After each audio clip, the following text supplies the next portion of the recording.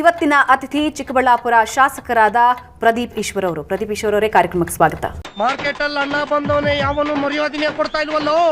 ನಮಸ್ತೆ ಮ್ಯಾಮ್. ನೀವು ಲೆಕ್ಚರರ, ಶಾಸಕರ, ರಾಜಕಾರಣಿಯ, ಯಾರು? A good citizen. ಒಳ್ಳೇದು ಮಾಡಬೇಕು ಅಂತ ಬಯಸ್ತಿರೋನು, ಪ್ರತಿ ಕ್ಷೇತ್ರದಲ್ಲೂ ಒಳ್ಳೇದು ಮಾಡಬೇಕು ಅಂತ ಕನಸು ಕಟ್ಕೊಂಡಿರೋನು. ಇದು ಯಂಗ್ಸ್ಟರ್ಸ್ಗೆ ಸಾಧ್ಯ ಅಂತ ಭಾವಿಸ್ತವನು. ಅದೆಲ್ಲ ಸುಳ್ಳು ಮೇಡಮ್.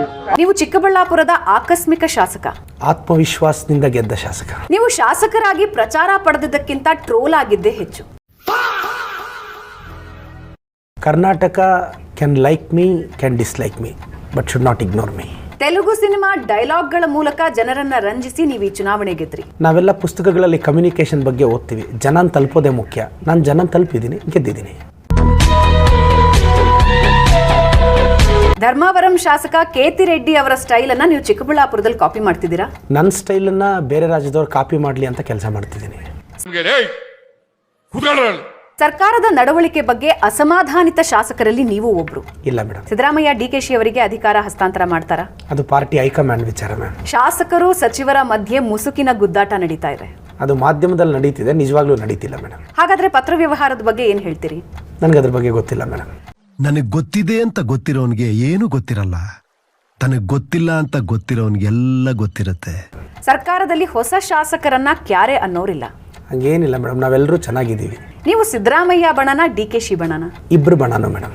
ಸರ್ಕಾರದಲ್ಲಿ ಸಚಿವರ ನಡುವೆ ಬಣ ರಾಜಕೀಯ ಹೆಚ್ಚಾಗಿದೆ. 100% ಅಂತ ಅದೇನೂ ಇಲ್ಲ, ನಾವೆಲ್ಲರೂ ಚೆನ್ನಾಗಿದ್ದೀವಿ. ಸೋಷಿಯಲ್ ಮೀಡಿಯಾದಲ್ಲಿ ನೀವು ಹೆಚ್ಚು ಮಾತಾಡ್ತೀರಾ ಅಂತ ಯಾರ್ಯಾರಿಗೋ ಹೋಲಿಸ್ತಿದ್ದಾರೆ ನಿಮ್ಮನ್ನ. ಯಾರಿಗಾದ್ರೂ ಹೋಲಿಸ್ಲಿ, ಬಟ್ ಪ್ರದೀಪ್ ಈಶ್ವರ್ ನೋಡ್ತಿದಾರಲ್ಲ, ಅದೇ ಬೇಕಾಗಿರೋದು. ಬೇರೆಯವ್ರು ನೋಡ್ತಿದಾರಾ, ಅದೇ ಮುಖ್ಯ ಅಲ್ವಾ? ಸಹಾಯ ಮಾಡೋದನ್ನ ಸೋಷಿಯಲ್ ಮೀಡಿಯಾದಲ್ಲಿ ಹಾಕಿ ಪ್ರಚಾರ ಪಡೆಯೋದು ಯಾಕೆ? ನಾನು ಆಗ್ತಿಲ್ಲ, ಬೇರೆಯವ್ರು ಆಗ್ತಿದ್ದಾರೆ, ಮಾಧ್ಯಮದವ್ರು ಆಗ್ತಿದ್ದಾರೆ. ಅದಕ್ಕೆ ನಾನೇನು ಮಾಡಲಿ? ನಿಮ್ಮ ಪತ್ರಿಕಾ ಸ್ವಾತಂತ್ರ್ಯವನ್ನು ಕಿತ್ಕೊಳ್ಳ? ಪಾಪ್ಯುಲಾರಿಟಿ ಯಾವತ್ತು ಪಾಸಿಂಗ್ ಕ್ಲೌಡ್ ಇದ್ದಂಗೆ ಸರ್, ಅದು ಬರುತ್ತೆ ಹೋಗುತ್ತೆ. ಮನುಷ್ಯ ಯಾವತ್ತು ಆಕಾಶದ ಥರ ಇರಬೇಕು ಸರ್, ಮುಟ್ಟಕ್ಕಾಗಬಾರ್ದು. ಸಹಾಯ ಮಾಡೋದಾಗಿ ಸೋಷಿಯಲ್ ಮೀಡಿಯಾದಲ್ಲಿ ಪ್ರಚಾರ ಗಿಟ್ಟಿಸ್ತೀರಿ, ಆದರೆ ಯಾರಿಗೂ ಸಹಾಯ ಮಾಡಲ್ಲ. ಇದು ಜನಕ್ಕೂ ನನಗೂ ಮಧ್ಯೆ ನಡೀತಿರೋದು. ಸೊ ಅದು ಅವ್ರಿಗೆ ಬೆಟರಾಗಿ ಗೊತ್ತು ನಾನು ಮಾಡ್ತಿದ್ದೀನ ಇಲ್ವಾ ಅಂತ. ಈಗ ನಿಮಗೆ ರಾಜಕೀಯ ಅಸ್ಥಿರತೆ ಕಾಡೋಕೆ ಶುರುವಾಗಿದೆ. ನನಗೇನಕ್ಕೆ ಅಸ್ಥಿರತೆ ಮೇಡಮ್? ನಾನು ತುಂಬ ಸ್ಥಿರವಾಗಿದ್ದೀನಿ. ಚುನಾವಣೆಯ ನಂತರ ನೀವು ಹಿಟ್ಲರ್ ಮನಸ್ಥಿತಿನ ರೂಢಿಸ್ಕೊಂಡಿದ್ದೀರಿ. ಬಿಜೆಪಿ ಅವ್ರಿಗೆ ಹಂಗೆ ಅನಿಸ್ತಿರ್ಬೇಕು. ನಾವು ಬಾಯಿ ಮುಚ್ಕೊಂಡಿದ್ದೀವಿ, ನಮ್ಮನ್ನ ಕೆಣಿಗ್ಬೇಡಿ, ನಮ್ಮನ್ನ ಕೆಣಿಗ್ಬೇಡಿ. ನಿಮಗೂ ಆರೋಗ್ಯ ಸಚಿವನಾಗಬೇಕು ಅನ್ನೋ ಹಠ. ನನಗೆ ಮೆಡಿಕಲ್ ಮೇಸ್ಟ್ರೇ ಸಾಕು, ಮಿನಿಸ್ಟರ್ ಆಗೋ ಆಸೆ ಇಲ್ಲ. ಮೇಸ್ಟ್ರಾಗಿ ಮುಂದುವರಿತೀರಾ, ಶಾಸಕರಾಗಿ ರಾಜಕೀಯ ಭವಿಷ್ಯ ರೂಪಿಸ್ಕೊಳ್ತೀರಾ? ಎರಡರಲ್ಲೂ ನನಗೆ ಭವಿಷ್ಯ ಇದೆ ಮೇಡಮ್. ಚಿಕ್ಕಬಳ್ಳಾಪುರದಲ್ಲಿ ಮಾಜಿ ಸಚಿವ ಡಾಕ್ಟರ್ ಸುಧಾಕರ್ ನಿಮ್ಮ ಟಾರ್ಗೆಟ್. ಖಂಡಿತವೂ ಅಲ್ಲ. ಡಾಕ್ಟರ್ ಸುಧಾಕರ್ ಕಾಂಗ್ರೆಸ್ಗೆ ಬಂದ್ರೆ ನೀವು ಒಪ್ಕೋತೀರಾ? ನಾನು ಒಪ್ಕೊಳ್ಳಲ್ಲ. MP ಚುನಾವಣೆಗೆ ಡಾಕ್ಟರ್ ಸುಧಾಕರ್ ಸ್ಪರ್ಧಿಸಿದ್ರೆ ಅವರ ವಿರುದ್ಧ ನೀವು ನಿಲ್ತೀರಾ? ನಾನು MLA ಆಗಿದ್ದೀನಿ, ನಾನು ಹೆಂಗೆ ನಿಲ್ಲಿ? ಸುಧಾಕರ್ ಅವರ ಬಗ್ಗೆ ನಿಮಗೆ ರಾಜಕೀಯದ ಹೊರತಾಗಿ ವೈಯಕ್ತಿಕ ದ್ವೇಷ ಇದೆ? ಖಂಡಿತವಾಗೂ ಇಲ್ಲ, ಅವ್ರ ಬಗ್ಗೆ ನನಗೆ ಗೌರವ ಇದೆ. ಚುನಾವಣೆ ಘೋಷಣೆ ಆಗೋವರೆಗೂ ಸುಧಾಕರ್ ಅವರ ಜೊತೆಗಿದ್ದು ಆಮೇಲೆ ಅವ್ರ ವಿರುದ್ಧ ತಿರುಗಿ ಬಿದ್ದಿದ್ಯಾಕೆ? ನಾನು ಯಾವತ್ತೂ ಅವ್ರ ಜೊತೆಗಿಲ್ಲ. ಯಾವುದೋ ಒಂದು ವೇದಿಕೆಯಲ್ಲಿ ಜೊತೆಯಲ್ಲಿ ಕಾಣಿಸ್ಕೊಂಡಿರ್ಬೋದು ಮೇಡಮ್, ಬಟ್ ಆದರೆ ಅವ್ರನ್ನ ವಿರೋಧ ಮಾಡ್ಕೊಂಡೇ ಬಂದಿದ್ದೀನಿ ನಾನು. ಇವರಿಗೆಲ್ಲ ಕಾಚಾ ಇರ್ಲಿಲ್ಲ ರೀ. ನಿಮಗೆ ಆರಂಭದಲ್ಲಿ ಡಾಕ್ಟರ್ ಸುಧಾಕರ್ ಅವರು ಗುರುಗಳಾಗಿದ್ರು, ಈಗ MC ಸುಧಾಕರ್ ಅವರು ಗುರುಗಳಾಗಿದ್ದಾರೆ. ಡಾಕ್ಟರ್ K ಸುಧಾಕರ್ ಅವರು ನನಗೆ ಹೇಗೆ ಗುರುಗಳಾಗಕ್ಕೆ ಸಾಧ್ಯ? MC ಸುಧಾಕರ್ ಅವರು ನನ್ನ ಗುರುಗಳು. ನಿಮ್ಮ ಶೈಕ್ಷಣಿಕ ಕ್ವಾಲಿಫಿಕೇಶನ್ ಬಗ್ಗೆನೇ ಅನುಮಾನ ಇದೆ. ನಾನು ಓದಿರೋದೇ PUC. ನೀವು ಸನ್ನಿವೇಶಕ್ಕೆ ತಕ್ಕಂತೆ ಬದಲಾಗ್ತೀರಿ? ನಾನು ಬದಲಾಗಲ್ಲ, ಮೋಸ್ಟ್ಲಿ ನೋಡೋರ ಮನಸ್ಥಿತಿ ಬದಲಾಗ್ತಿರ್ಬೇಕು.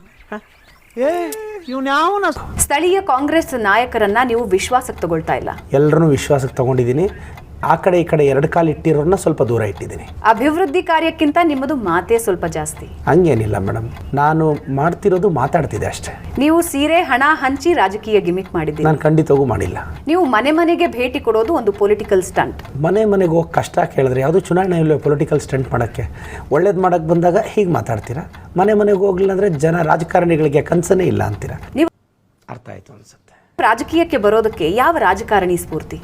MC ಸುಧಾಕರನ್ ಅವರು. ಚಿಕ್ಕಬಳ್ಳಾಪುರವನ್ನ ಮುಂದಿನ 5 ವರ್ಷದಲ್ಲಿ ನಾವು ಹೇಗೆ ನೋಡಬಹುದು? It's a brand Chikkaballapur madam. ನಿಮ್ಮ ರಾಜಕೀಯ ಗುರಿ ಏನು?